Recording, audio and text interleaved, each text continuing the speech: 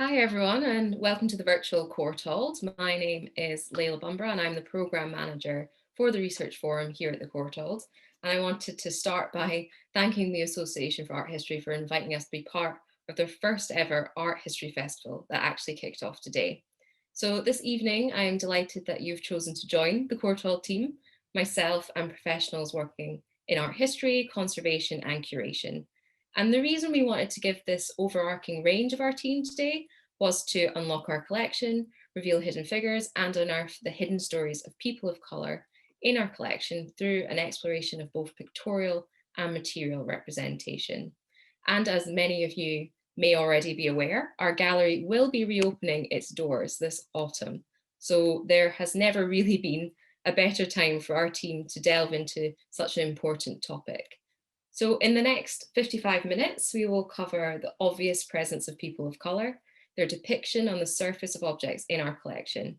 We will then scrutinise the very pigments fashioning these depictions to unveil a story that connects artworks to colonisation, exploitation, but also the histories, lives and loves of people who lived through it. So this hour will traverse the explicit to the implicit, the presence of people of colour represented on and within the objects in the Courtauld's collection. Now on to some quick housekeeping.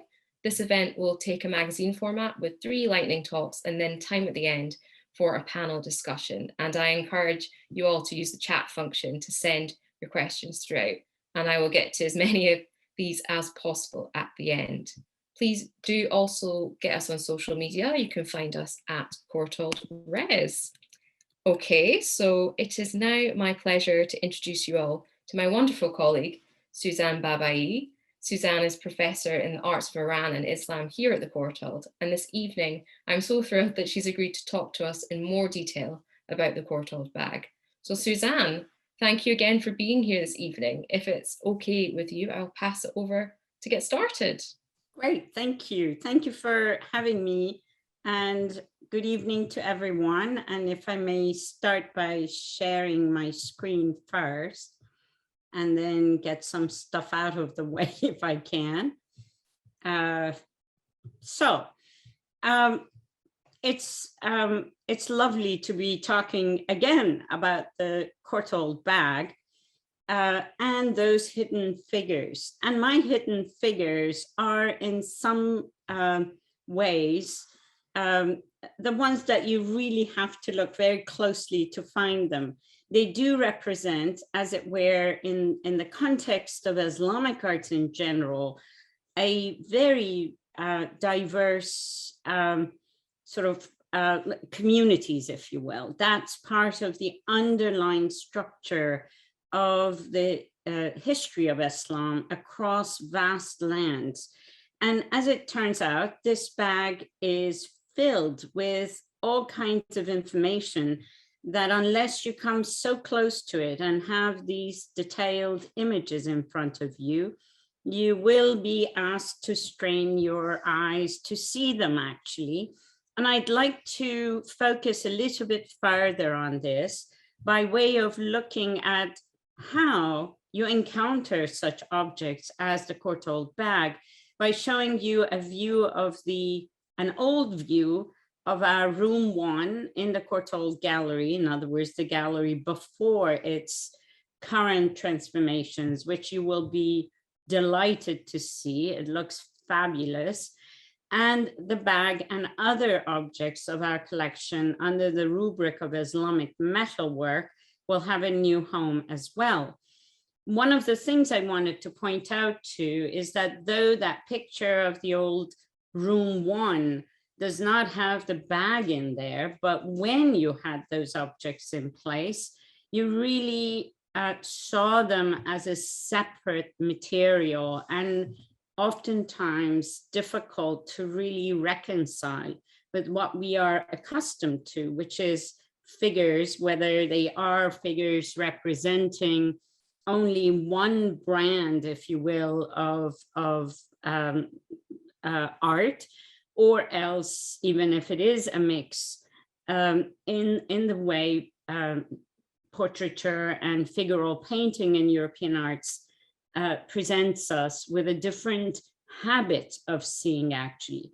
So one of the things that happens, and I brought this photograph of the installation of the Islamic metalwork from the Courtauld at the Holborn Museum in Bath, where you really see how objects like the bag, centrally positioned, almost get lost unless you come very close to them.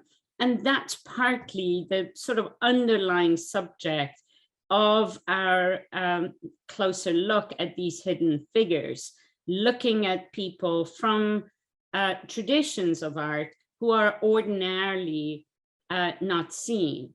And that applies to artists, but also what is represented on the works. So close looking at the Courtauld bag is my excuse here to note the sorts of diversities of communities being represented in what otherwise is in need of some handholding for us to sort of learn how to look at it, how to decipher it. So the Courtauld bag, which is an extraordinary object, very unique in fact, we don't have any other bag like this, was made very early in the 14th century in Mosul in northern Iraq, for patrons who were of Mongol descent and were the ruling elite in greater Iran and in Iraq of today. And one of the key points about the bag is the representations of figures, not only on the sides of the bag of these generalized scenes of merrymaking, music making, wine cup in hand and so forth, or hunters on horseback, but also what appears on the top of the lid in this rectangular panel, in which a scene of a reception, a drinking party perhaps, unfolds, and in fact gives us a sense, it's the key to the object, is embedded in this scene on the object. In fact, it represents a diversity of people, as was the court of the Ilkhanids, these post-Mongol rulers of Iran, filled with people who were of Arab origin, Iranian origin, Caucasians, Chinese, Mongols, and the entire variety of humanity that you could have imagined at the court of the Mongols, or the Ilkhanids as we know them. And there you see these different people by way of costumes or hats.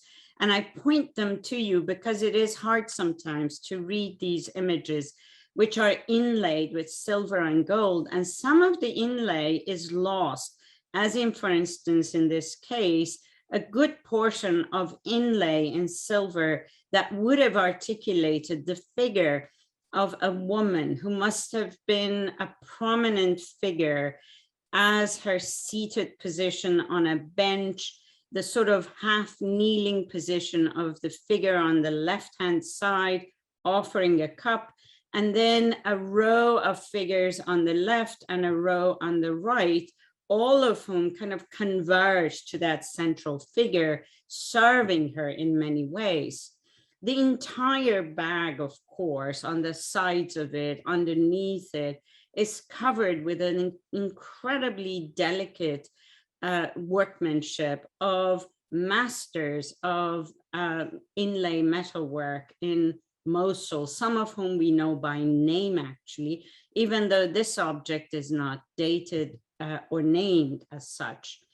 But what I want to say is actually, in other words, the object is filled with information that requires us to look at them and discover, sort of unpack and pick out of the mass seemingly indistinct sort of scenes of decorative material, the kinds of meaningful representations that were known or understood by contemporaries who used this bag and commissioned it.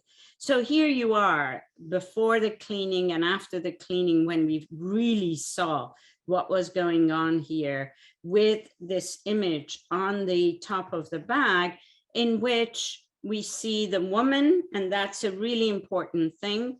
Until this bag went on a special exhibition in 2014 and new research was carried out around it, everyone thought this was a wallet. In other words, it was meant to be carrying documents, administrative documents that men carried from, let's say, one court to another.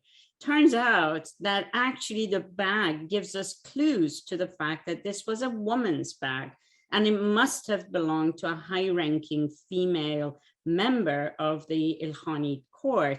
And we see her seated on a Chinese-looking desk or bench, if you will, with figures on the right carrying a mirror turned towards us with engraving that shows her face in a way, with a man who carries, this attendant carries a bag similar to the bag on which this image appears. It's really cluing us into the image. It's this kind of a image within image conceit that is so helpful here. And for us to see all these attendants on the right serve her, as do these on the left, who sort of sequence of passing drinks forward that comes to be offered to her in the center of the image. We connect this to visually to manuscript paintings of the period that were produced in the city of Tabriz in northwest Iran, which was one of the major centers of cultural production in the time of the Ilkhanids, and where the artists and craftsmen and various statesmen, scientists, and so forth gravitated to a dynamic court scene and a city where merchants from everywhere, from Venice to China, they all came there. We know that Marco Polo, if he ever existed, really went through Tabriz in this kind of a context, and that we understand that the court production on paper probably was responsible for, artists at the court were responsible for designing a pattern, a scene like the one we see on the bag, from their experience in doing paintings.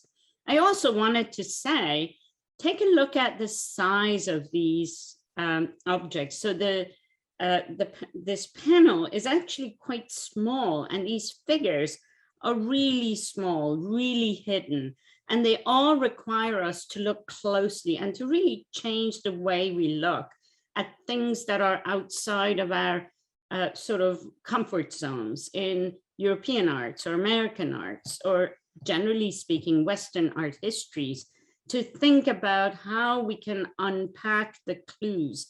So for instance, looking at a drawing that you see on the left-hand side from Tabriz, from the same period as the bag, shows us how important the female companion to the Khan was. The woman was known as Khatun, and our female figure at the center of the bag would correspond to that kind of a status of women in this courtly environment. And a painting like the one on the right-hand side, a folio from a fantastic manuscript at the British Library, gives us a sense of this kind of couple seated in a courtly environment. And here, two of her attendants carry things like a mirror and a bag that looks like a gold or metal bag, very similar to the one that we have here. And best of all, to look at these tidbits of visual material around the making of the bag in this time, even though we think of northern Iraq as a separate place from what is northwestern Iran, as we are nowadays looking at things through nation states and art history that is oftentimes studied and talks about works of art in nation state kind of context of art history. But what these share is this common sort of celebration of the court culture of the Ilkhanids and what it really reverberates beyond it. And here, the Khatun, beautifully dressed with these amazing headgear of her and her attendants, is accompanied by someone who is wearing a shoulder bag here, which is similar to our bag, but also similar to the guy on the bag who wears a similar thing. And finally, the figures and the totality of the object are accompanied oftentimes in Islamic arts with epigraphic bands. In this case, a band that runs right around that central panel and reads in very almost formulaic manner to in glory and celebration of the owner of the object. In the end, the point about all of this is that all these little figures that we might dismiss because we can't see, that they are too small, that they are not specific, they're not portraits of individual people, are in fact evocative of much more complex environments. And the bag itself comes to life as something belonging to a woman who was probably of Mongol descent, who was very highly positioned, but who lived in northwest Iran potentially, and for whom this object was commissioned from some masterworks in a workshop in northern Iraq, in Mosul, a much more complex world of people and transcultural links and networks than we ordinarily think about. Thank you. I stop sharing. Thank you so much, Suzanne. I actually cannot wait to see this bag in real life because I feel like I've learned so much about it from you over the past 2 years. And I also kind of want to own a bag that looks just like it, but we'll see. We'll see about that. Yeah, I don't think that's going to happen. Anyway, thank you again. And thank you for everyone who started to put their questions in the chat. We will get to them at the end, and please do keep adding them as we go on. Now it's time for us to hear from our curatorial team. I'm very excited to introduce Ketty Gottardo, who is our curator of drawings.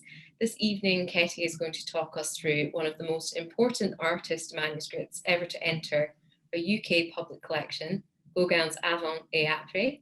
So thank you for joining us, Ketty. I will hand it over to you to get started.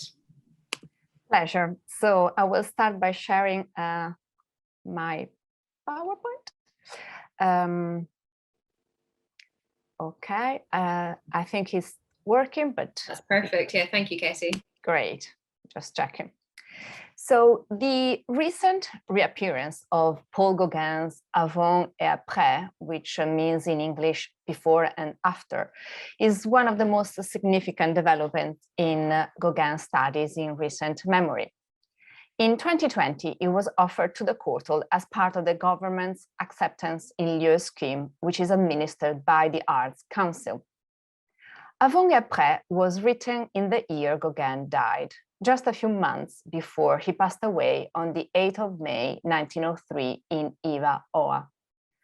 This is one of the Marquesas Islands in French Polynesia, literally on the other side of the world if you were born in Europe.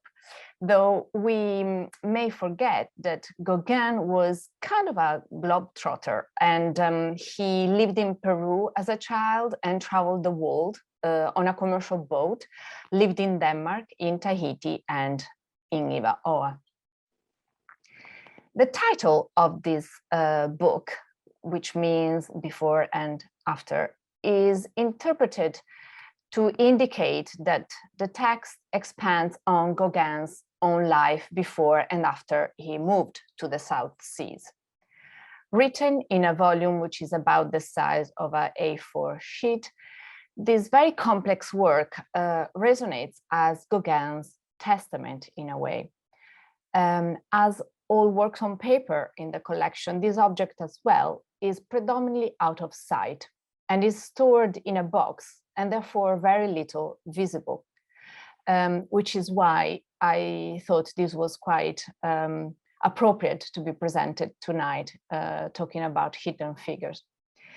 Although I should mention that it will soon be available on the website as a virtual book, so that people can scroll through the pages, and also that it will be on display when the gallery reopens in November. It will be displayed in the Great Room next to Gauguin's sculpture portrait of Mette, his wife, as well as some of his paintings. So this book is part memoir, part art and literary manifesto, and it's full of reminiscences, observations, and anecdotes.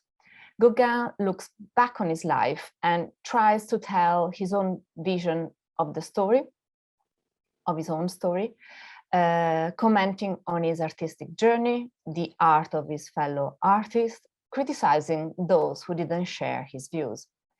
And at times, his language is really strong and unforgiving. The text is interspersed with 8 pages of drawings and 18 pages of monotypes. You see here some of these images. Because this volume was in private hands, well, basically since it was created for over a century, this has meant that the only knowledge that we have had until last year was actually through a facsimile that has partially jeopardized its study as well as its reception. And therefore, many of these pages, of these figures, of these stories have been really hidden for a very long time. Its images have been, as I said, obscured by bad reproductions, which have distorted their quality and therefore prevented their appreciation. If Gauguin's writings in this volume are about both his life in the South Seas as well as his life back in France, most of the images represent, in fact, the landscape and the people that he encountered in Tahiti as well as the Marquesas Islands. And some of these images refer to paintings he had completed and sent back to France for sale, including, for example, The King's Wife, also known as Woman with Mangoes, the painting that you see at right, which is considered to be the first masterpiece of Gauguin's second trip to Tahiti. In the drawing on the left, Gauguin reverses the image, as he also does in a woodblock print related to the same composition, in which the face of the woman becomes almost like a mask, her features even more accentuated. Some of the figures in the manuscript have been more hidden than others because the piece of paper on which Gauguin drew them was then stuck by him onto the album, therefore completely hiding them from sight. I'm showing here at left the verso of the monotype at right. In order to execute this monotype, Gauguin had naturally drawn on the other side of the sheet. And this is one of the reverse sides in the album that we hope to be able to fully unveil after a future conservation treatment.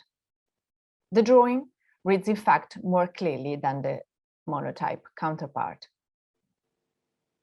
At left is another drawing included in the volume, while the image at right shows one of the 3 prints in the suite of late woodblock that depict pastoral scenes set in Brittany and Provence. One impression of this print was displayed with others in Gauguin's house in Iva-Oa. We know this because the inventory that was drawn up after his death listed 3 sets of this suite of prints, which embellished his living quarters. They were used as an interior decoration, a little bit like an illustrated wallpaper. But they obviously became also a source of inspiration for the artist. He used, in fact, the image at right, which already combined images from paintings he executed while in Brittany, such as, for example, his 1889 Breton Calvary, or the so-called Green Christ, which is today in Brussels. What is fascinating in the drawing, which is in Avant et Après, is Gauguin's further appropriation of the culture and the features of the people of color that were around him in the South Seas. The Western religious image at the center is in fact further transformed by the addition of the figure of maternity at the left and the one at right. Both, they are prominently revealing the features of local women. At the lower center, then Gauguin further placed a mask whose Maori or South Seas heritage is evident. Besides his own art, Gauguin appropriated himself also of another form of exotic art, that is of Japanese prints. We know, in fact, that he collected them from his time in France and that he exhibited some in his own studio. In Avant et Après, not only he mentions them in his text, but he also pasted them down as end papers inside the covers, as you can see here. We have identified these as being by Utagawa Kunisada, though it is likely that Gauguin may have thought that they were by Hokusai, even then the most celebrated print designer of his time. In fact, Gauguin mentions Hokusai in the text of the manuscript, as well as in another previous manuscript, that is Noa Noa. And in the text, he praises Hokusai for the exceptional freedom of his drawings. It is very likely that these three prints hang in Gauguin's heart in the island, because their faded colors prove that these must have been exposed to quite harsh light, which discolored them, and which is probably the reason why from collector's items they then became end papers. One last image that I would like to share now is the first page with drawings that one encounters when leafing through the manuscript. At the bottom of the page are two heads, one of which, the one at left, may be Gauguin's self-portrait. This page, in fact, shows one of the rare instances in which text and image are directly associated. He writes about drawing people while seated in a cafe, looking at their profiles reflected in a mirror, when suddenly he says, "I recognize a face," before realizing it's actually his own, describing an angular profile, and realizing that he thought he was better looking. Though this cafe, called Au Grand Neuf, it's probably a Parisian cafe, in the drawing, Gauguin seems to have accentuated his own features and appropriated himself of another identity, that of a Tahitian or a Marquesan, whom he had sketched and painted in many of his late works. Thank you. Amazing. Thank you so much, Kessie. If anyone is interested in looking at Gauguin and the manuscript in more detail, we actually did a full Open Courtauld hour this time last year, I think, on the theme of rethinking Gauguin, which I will drop in the chat as well so everyone can see that. Now, last but not least, I am thrilled to welcome Maureen Cross, who's a lecturer in conservation and technology, also here at the Courtauld. And tonight, Maureen will be discussing something that's actually come up a lot in our Decolonising Reading Group schemes, which started last year, and this is decolonising colour. And Maureen has been a star and agreed to give us a very brief history of Pippins, even though she is meant to be enjoying her time away. So thank you again, Maureen. I will pass it over to you to get started. Okay. Great. I have to apologize before we begin because I have laryngitis. I hope you're going to be able to understand me, but my sister is in the wings to run in case it all goes pear-shaped. I'm going to look at the colonization of color, or look at artist materials and how and look at a focus of how artists were using and these materials and showing their connection to colonization, exploitation, and world trade. Okay, I hope you can all hear me and it doesn't sound too horrible. Okay. So to begin with, throughout history, artists have searched for the perfect color, the deepest green, the most intense yellow, the richest red, a crystal clear blue. And in this quest, they've used a variety of organic and inorganic pigments sourced from around the globe. A single pigment can symbolize wealth in the deep purple hue of a regal coronation robe. And it can, in the smallest of mark, create direction, as Constable illustrates by drawing a viewer in with a tiny dash of red. Oops.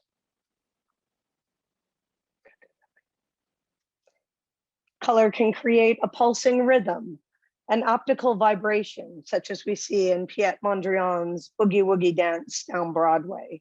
And again, with the Courtauld Gallery's Ben Nicholson, who arranged colored blocks kinetically to move the eye towards the vibrant red square in the center, visually playing with the shifting of the depth of field. So where does color come from? So as I said, in this short talk, I'm going to look through the history and examine the artist palette. It'll be a very brief overview, and I want to focus on organic lake pigments. There'd be too much to go into in a 10-minute talk. And just to reiterate, I want to look at how artists are using them and show their connection with colonization. So from the beginning of time, artists and later suppliers and colormen have searched endlessly for materials to create color and to make paint.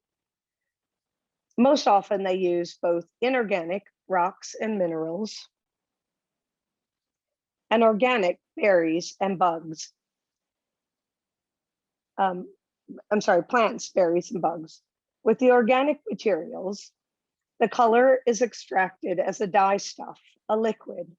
The color comes from boiling the plants or squeezing the berries or crushing the insects. Artists were constantly searching for the natural and realistic colors to represent the world around them. I'm going to talk today about 3 colors: red lake, yellow lake, and blue dye stuff, or indigo. All 3 groups of pigments were used for centuries. These materials were first used in the textile and fabric industries before they made their way onto the artist's palette.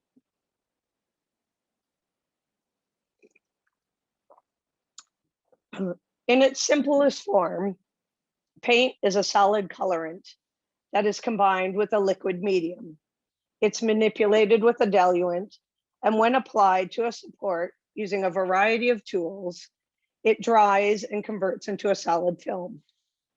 With the organic lakes, however, the color is extracted as a liquid, and in order to make it into a suitable material to use as a pigment, we need to make the liquid into a solid. So we must precipitate or fix it onto a metal salt. This is a simple acid-base reaction. Once the water evaporates, we're left with a solid pigment to bind with oil, egg, gum, and make it into plants. So starting with red lakes, where do they come from? Although scarlet is a color of sin in the Old Testament, the ancient world's elite was thirsty for red, a symbol of wealth and status. Out of all the colors visible to the human eye, red is no doubt a color with immense power. Venice during the 16th century was one of the most important ports in Europe. The Venetians were thriving and traveling far and wide to gather supplies for their luxury glass and textile industries. Lake pigments came out of these sectors. The lake pigments of this period were extracted from the organic materials, both plant and animal materials. Red lakes were expensive pigments, and the first red lakes were called lak. They were sourced from India and came from the secretion of the wood insect. As a digression, the Venetians were the first to open specialized shops dealing with these materials. The earliest reference to these shops, called Vende Colores, was 1493. thus demonstrating the development of a growing system of international trade and a hierarchy of business for centuries to come. Venice dominated the ports in the 16th centuries and controlled the trade in pigments around the world. At this time, the most common lakes used were lakes extracted from madder root and soluble redwoods, termed Brazil wood, from the Brazilian rainforests. The most prominent insects were the European Kermes beetle, most commonly found in southern France, and the cochineal beetle, brought over to Europe from Central and South America.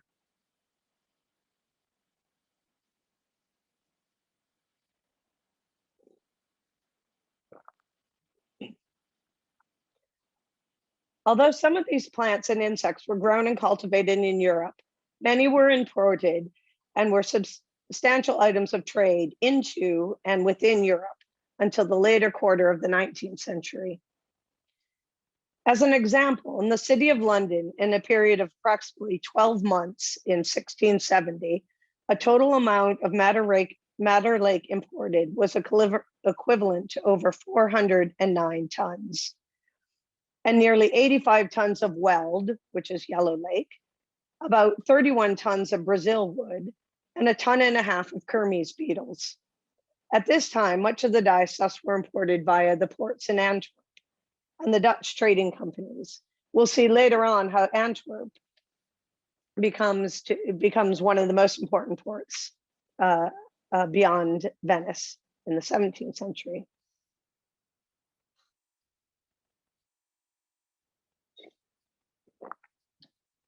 Red root lakes were extremely versatile, and depending on the process, depending on the way they were prepared and the precipitant used, could produce a variety of hues.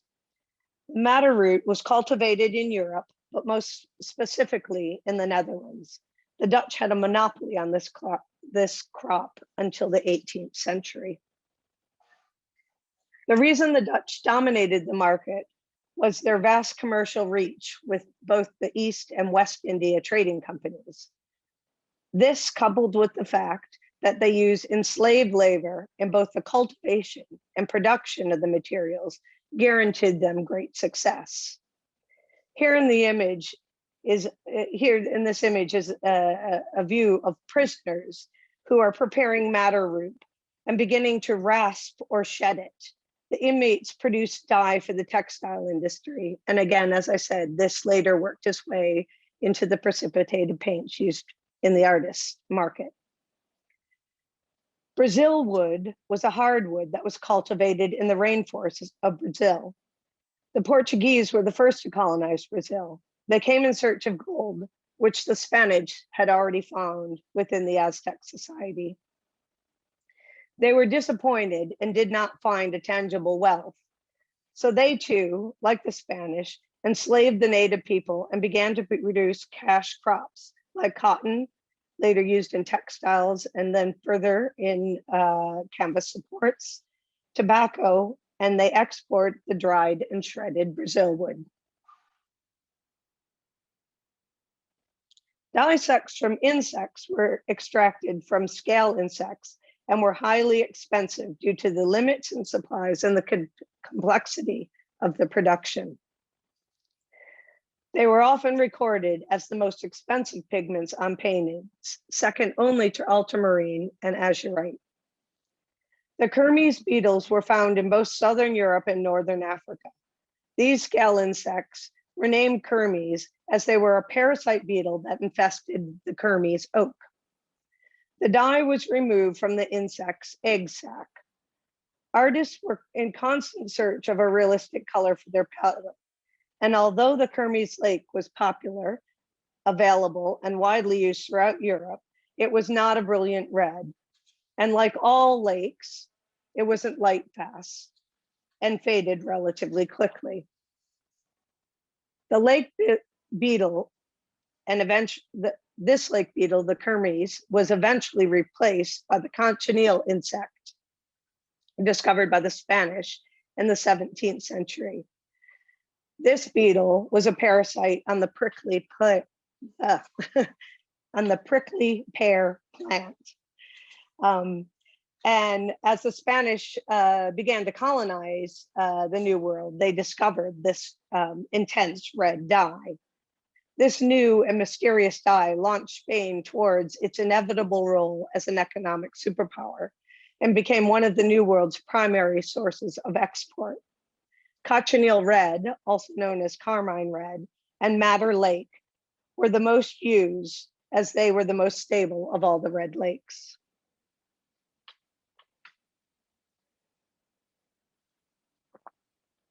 There are many sources of yellow lake, but the one of the most popular came from the berries of the buckhorn plant and from the roots of a plant called Dyer's Bloom or Dyer's Rocket. This plant is also known as weld and was very popular and originally sourced in the Far East.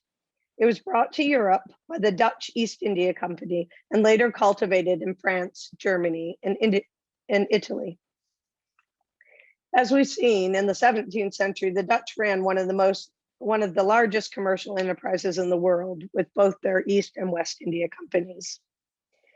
This enabled them to dominate in both international import and export in the pigment trade.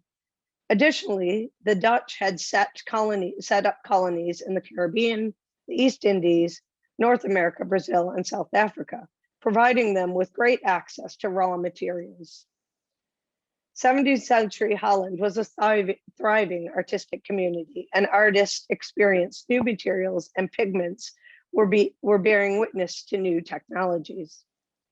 The Dutch were the first to employ industrial means for making pigments and showed great interest in paint making.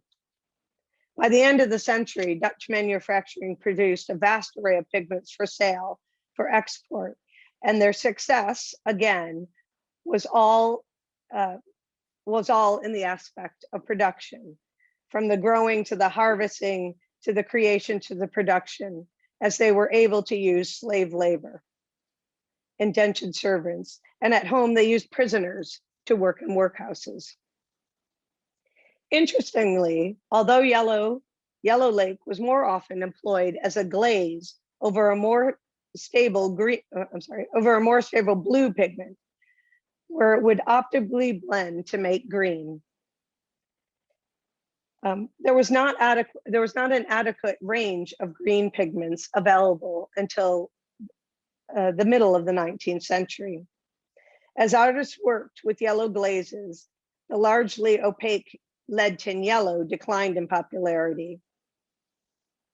The use of the yellow lake was also problematic, however, as the unstable yellow lake pigment photodegraded over time. Like many of the other lake pigments, they're not light fast. The green leaves, as you can see, as you've probably seen in many of the Dutch floral paintings of the time, revert back to the blue. And although a very important pigment, this yellow lake was not that expensive.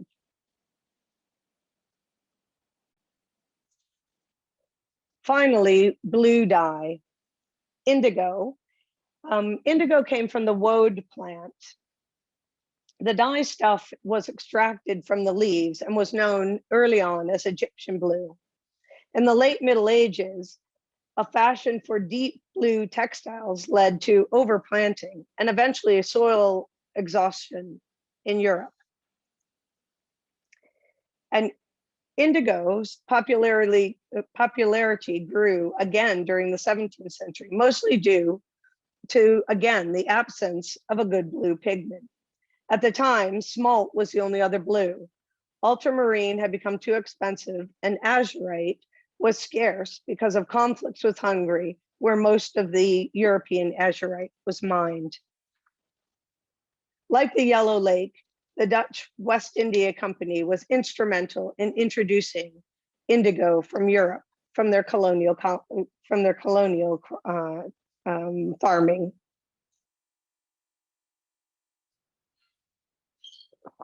At the same time, the new British colonies experimented with indigo crops as early as the 1670s, but they could not compete with the superior dyes produced in both the French and Dutch colonies in the West Indies.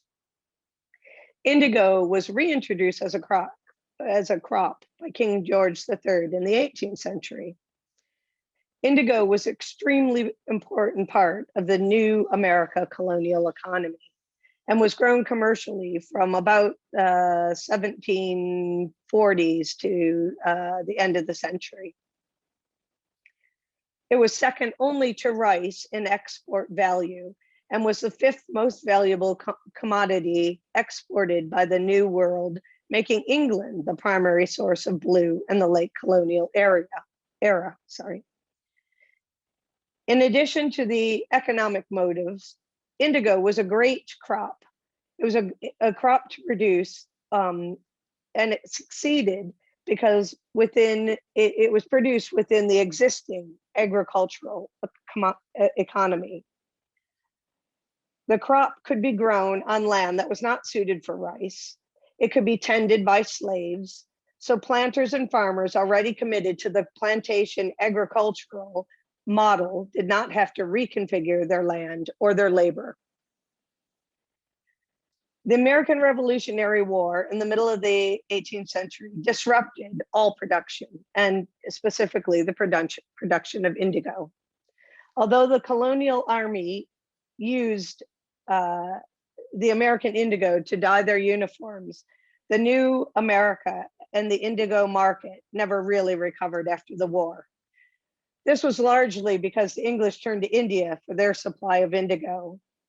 And the Americans then turned their attention to other cash crops, such as cotton and tobacco. Crops that again fitted their plantation and indentured slave economy.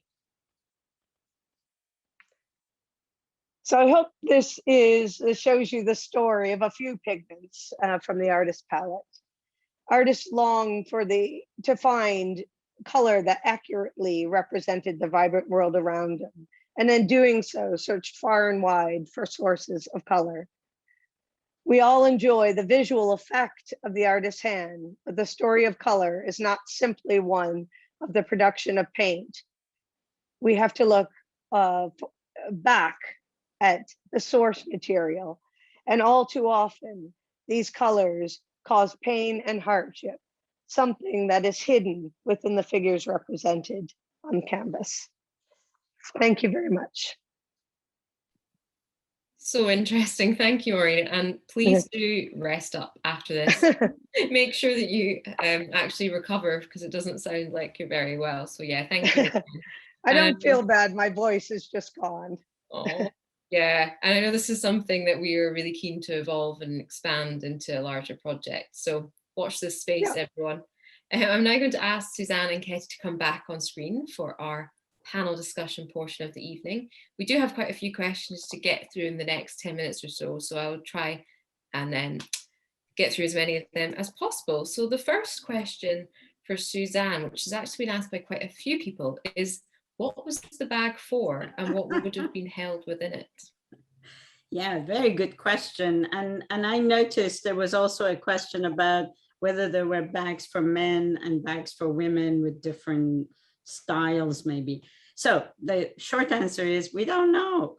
And so we can only, the bag that we have, the significant thing is that scholars had thought always that such high level production must be for a man of high rank. The bag tells us otherwise, and that's already a major change in the way we look at it. What was in it, we have no idea. The bag, as I showed in the last slide, is empty and doesn't have a lining. One imagines there was a lining, and one hopes that she would have had aromatics like a perfume, a kerchief, maybe a lipstick in there. But when this was shown, it was when there was a fashion week at Somerset House, and the bag was noted in the media as the it bag of the season. And I think it makes a lot of sense thinking about it that way. But there is nothing we know about what would have been in it. I'm sorry. And we cannot tell if there is a difference between a man bag and a woman bag. We don't have enough evidence of that sort of material. Yeah, that was one of the other questions that I thought was super Yeah. interesting. Yeah, asking Yeah. about. Could I add one more thing which came out is that the people who are carrying the bag are attendants. So a woman of high rank wouldn't carry her own bag. It's not like us. Somebody would carry the bag. And I remember a Saudi woman of high rank once said about the bag, that's the case amongst her peers as well. They don't carry their own bag either, she said. So anyhow, that's another thing to remember. She doesn't carry it. Somebody carries it for her. That's amazing. Thank you, Suzanne. And we have quite a few questions from Maureen as well. There's a lot of people asking why they're called lakes and where the term originated from. Am I? Yeah, okay, I'm not muted. There are several different views of why they were first called lakes. One of them is they came from a loch, that the original lake pigments that we were looking at came from India from a loch bug, LAC bug. So they became loch pigments. And later there's other references to it being called a lake pigment because of the fact that it's a liquid dye. It was like a dyed stuff. So instead of a paint. So there isn't, I think there isn't a hard and fast definition, but those are two sources of why it's called lake. Amazing. And someone else is also asking if there is any book recommendations, a basic book about the sources of color for pigments that you could recommend to people to read to start them off. Yeah, let's see. There are a couple books on specific pigments. So there's a book on indigo dye, and there's books that talk about the red plant lakes.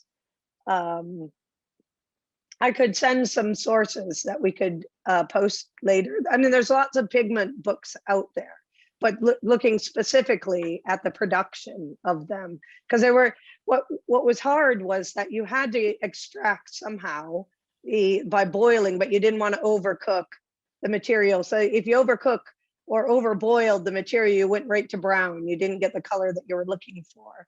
And then you had to, and depending on the salt, the metal salt you were using, you could get any range from, red to purple, and the pH of the reaction. So there was all sorts of processes that went through along the way. And there are various publications, I think, that look at their specific dyes. So National Gallery technical bulletins will have some, but I could send you some sources if you'd like.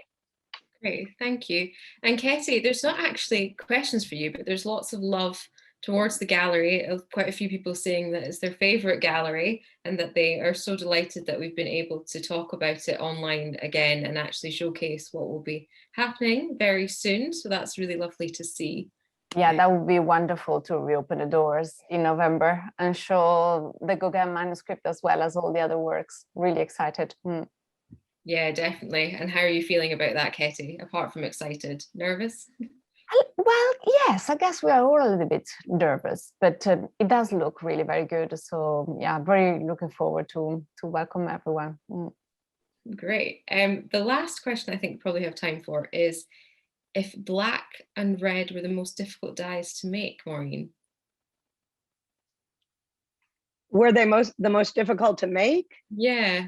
So like a dark red or black. I don't know if they were difficult to make. The sourcing of the pigments, once they had the dye stuff and they had there are billions of old historic recipes that artist colormen and artist guilds used, and the production of paint was heavily overseen by the guilds, so that the best quality paint would be made. I think the only difficulty is sourcing the material. We can still get them today, but I don't think they were difficult to make once you knew how to do them. Great, thank you. I'm sorry to say that is actually all we have time for. I know that there'll be lots of people running off to the next event that the Association for Art History has lined up tonight. And this event has been recorded and will be on the YouTube channel that the Courtauld runs in the next few days, I'm sure. I also want to just thank everyone again for joining us, and also the Association for Art History for inviting us, and Suzanne, Ketty and Maureen for being so knowledgeable and giving us all plenty to think about and a lot to get excited for going forward. So please do stay in touch and check out everything else that we have on at the Courtauld. Obviously, it's an extremely busy time, but there is a massive range of activity from our research programme, but also our public programmes in the gallery reopening. So check that out. I hope to see you all very soon at another event, or even in a real life event or in the gallery. So thank you again, and goodbye, everyone.